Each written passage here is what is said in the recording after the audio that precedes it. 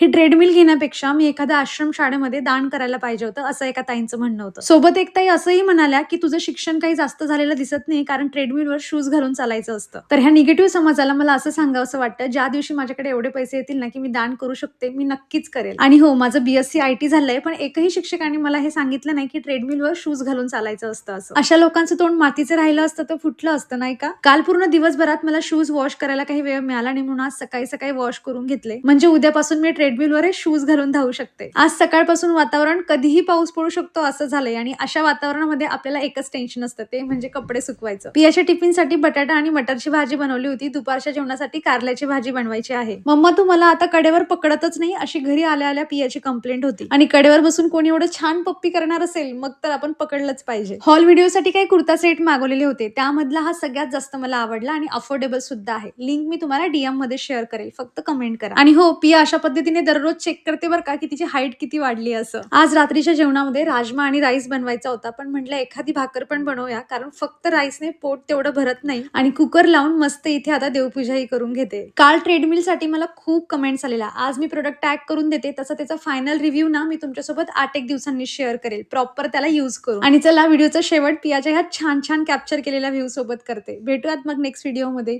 Bye.